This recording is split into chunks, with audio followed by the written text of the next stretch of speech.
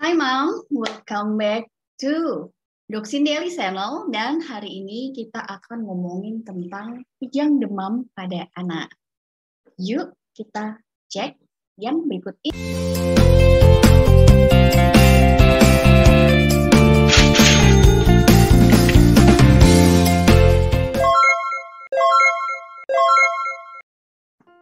Oke, jadi yang dimaksud dengan kejang demam adalah kejang yang terjadi pada anak yang sedang demam. Nah, biasanya demamnya ini di atas 38 derajat. Tapi bisa juga loh demam yang tidak terlalu tinggi juga menyebabkan kejang. Nah, kondisi ini itu bisa terjadi, kondisi kejang demam yang maksudnya bisa terjadi pada anak itu mulai usia 6 bulan sampai 5 tahun.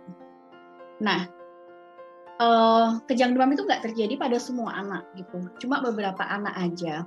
Nah, tapi kejang demam itu bisa aja lebih sering terjadi pada anak yang pertama punya riwayat keluarga dengan kejang demam, misalkan guru papanya gitu, atau mamanya waktu masih kecil juga waktu kecil sering atau pernah mengalami kejang demam. Kedua, anak yang pernah mengalami kejang demam sebelumnya itu memiliki risiko yang lebih besar untuk mengalami hal yang serupa ketika anaknya mengalami demam lagi.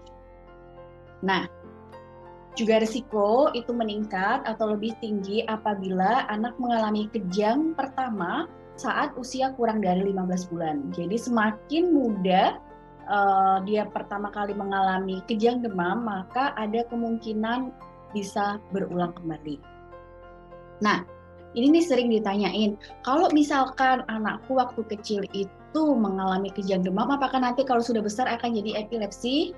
Oh, enggak ya, Mams. Jadi, kejang demam dengan epilepsi itu adalah hal yang betul-betul berbeda. Jadi, kejang demam itu bisa terjadi pada anak sehat tanpa gangguan otak. Sedangkan kalau seseorang yang mengalami epilepsi itu sudah mengalami gangguan gelombang di otaknya, dan seseorang yang mengalami kejang demam pada waktu kecil itu tidak selalu meskipun ada, tapi persentasenya sangat kecil dan itu pada kasus-kasus tertentu bisa menjadi epilepsi. Tetapi pada umumnya tidak akan menjadi epilepsi saat anak tersebut sudah beranjak dewasa.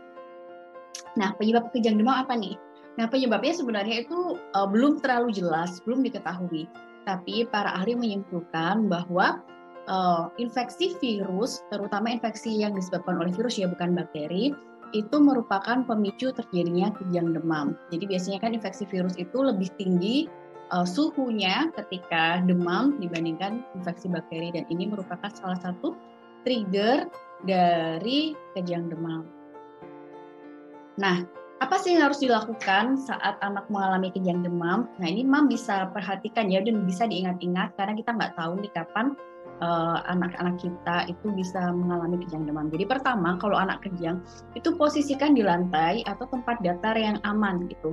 Jangan kalau misalkan sedang digendong itu langsung diletakkan di lantai atau di tempat datar yang aman, jauh dari hal-hal yang berbahaya. Kemudian yang kedua, singkirkan objek berbahaya. Jadi misalkan di sebelahnya itu ada meja, kursi yang menghalangi, itu disingkirkan semua. Karena takutnya saat anak kejang itu kan tangan kakinya itu bergerak terus, nah itu bisa terbentur. Nah itu yang dihindari, itu malah membentur benda-benda yang lain, itu disingkirkan. Jadi pastikan anak berada di tempat yang aman.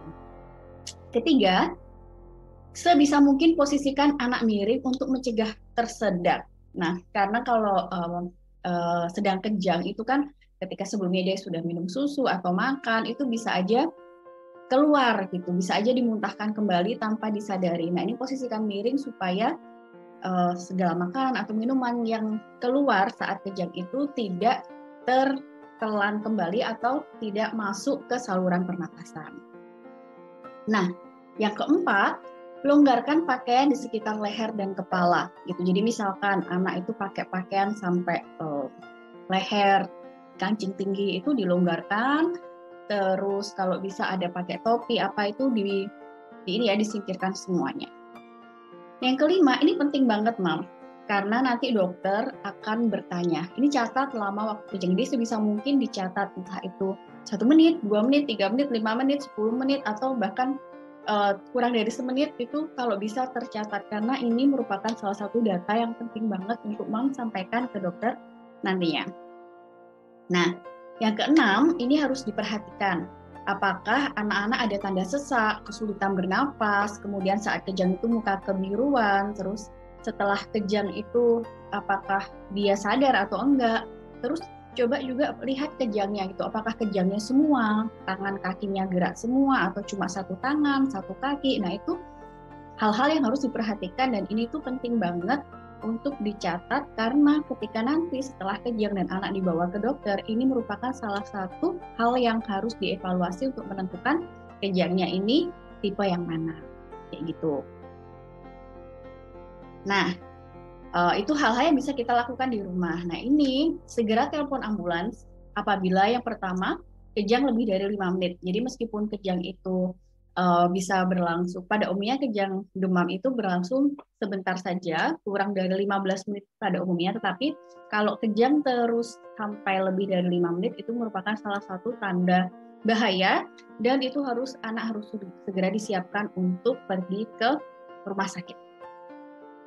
Dan yang kedua, ketika anak membiru, anak kesulitan bernafas, muntah-muntah, lehernya kaku, susah ditekuk begini, atau dia ngantuk terus, nah ini merupakan salah satu tanda yang harus diperhatikan bahwa anak ini mengalami hal yang tidak biasa dan harus segera dibawa ke rumah sakit.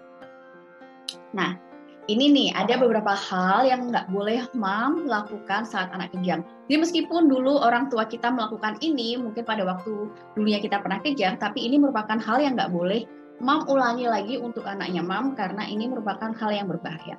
Jadi yang pertama yang tidak boleh dilakukan saat anak kejang adalah menggendong atau membedong gitu, karena takutnya kan kejang begini-begini gerak semua, jadi malah dibedong supaya nggak gerak. Nah, ini berbahaya ya, Mam, karena kita nggak tahu itu akan malah mencederai anak. Jadi biarkan aja anak kejang, dicatat waktunya, nanti bisa berhenti sendiri. Terus yang kedua yang nggak boleh, dan ini sering banget dilakukan sampai sekarang, itu memasukkan sendok atau benda apapun ke mulut gitu.